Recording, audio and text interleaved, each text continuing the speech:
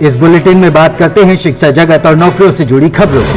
IIM Lucknow ने common admission test की response sheet जारी कर दी है। जो भी छात्र नाखुश हैं वो 8 दिसंबर तक वेबसाइट पर जाकर ऑब्जेक्शन दर्ज करा सकते हैं। बस इस बात का ध्यान रखना होगा कि 8 दिसंबर के बाद दोबारा मौका नहीं दिया जाएगा।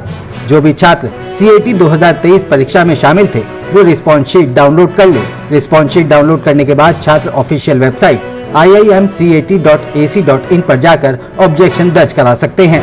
Joint entrance examination JEE advance 2024 का सूचना बुलेटिन jeeadv.ac.in पर जारी कर दिया गया है। JEE एडवांस 2024 सूचना बुलेटिन में एलिजिबिलिटी क्राइटेरिया, रजिस्ट्रेशन फीस और एग्जाम से जुड़ी दूसरी डिटेल शामिल हैं। जानकारी के मुताबिक इंडियन इंस्टीट्यूट ऑफ टेक्नोलॉजी में एंट्रेंस के लिए कैंडिडेट्स को शॉर्टलिस्ट करने के लिए JEE एडवांस की 2024 की परीक्षा IIT मद्रास की तरफ से आयोजित की जाएगी। नेशनल टेस्टिंग एजेंसी ने UGC नेट दिसंबर 2023 की एग्जाम सिटी इंफॉर्मेशन स्लिप जारी कर दी है। कैंडिडेट्स इसे ugcnet.nta.ac.in से डाउनलोड कर सकते हैं। वेबसाइट पर एग्जाम सिटी स्लिप डाउनलोड करने का स्टेप दिया गया है। NTA की तरफ से परीक्षा 6 से 22 दिसंबर के बीच आयोजित की जाएगी। परीक्षा का शेड्यूल ऑफिशियल वेबसाइट पर उपलब्ध है। माना जा रहा है कि NTA की तरफ से एडमिट कार्ड ऑफिशियल वेबसाइट पर अगले सप्ताह जारी कर दिया जाएगा।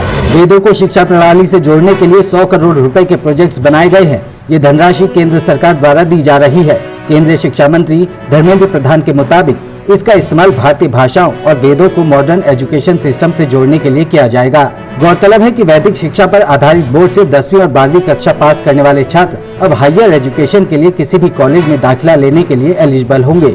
इनमें मेडिकल और इंजीनियरिंग जैसे हायर एजुकेशन इंस्टीट्यूट भी शामिल रहेंगे।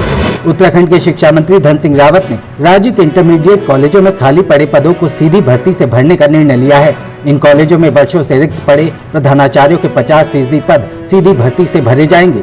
इस संबंध में शासन ने राज्य लोक सेवा आयोग को प्रस्ताव भेज दिया है। अब उम्मीद की जानी चाहिए कि प्रधानाचार्यों की रिक्त पदों को सीधी भर्ती की जाने के बाद संबंधित स्कूल में टीचिंग और एडमिनिस्ट्रेटिव लेवल पर सुधार देखने को मिलेगा। हरियाणा के मुख्यमंत्री मनोहर लाल खट्टर ने राज्य में 1,80,000 रुपए की वार्षिक आय वाले परिवारों की लड़कियों के लिए सरकारी और निजी दोनों कॉलेजों में मुफ्त शिक्षा की घोषणा की है। इसके साथ ही राज्य सरकार ने 1,80,000 रुपए से 3 लाख रुपए तक की आय वाले परिवारों की लड़कियों की कॉलेज फीस का आधा हिस्सा भी वहन करने का ऐलान किया है।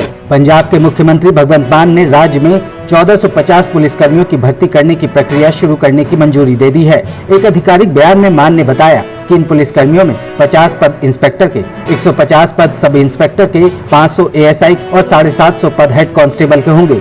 मुख्यमंत्री मान ने कहा कि इसका उद्देश्य राज्य में सामाजिक आर्थिक विकास में युवाओं को समान रूप से भागीदार बनाना है। उन्होंने कहा कि अब तक राज्य सरकार पंजाब के 37,683 युवकों को सरकारी नौकरी दे चुकी है। उत्तर प्रदेश पुलिस में होगी 52,699 सिपाही पदों पर भर्ती। इसके लिए सभी तैयारियां पूरी हो चुकी हैं। यूपी पुलिस भर्ती प्रमोशनल बोर्ड कभी भी नोटिफिकेशन जारी कर सकता है। उम्मीदवार नए अपडेट्स के लिए ऑनलाइन फॉर्म भरने के लिए नियमित रूप से आधिकारिक वेबसाइट पर विजिट कर सकते हैं। इसी तरह की खबरों से अपडेट रहने के लिए सब्सक्राइब करें भारत लोक को।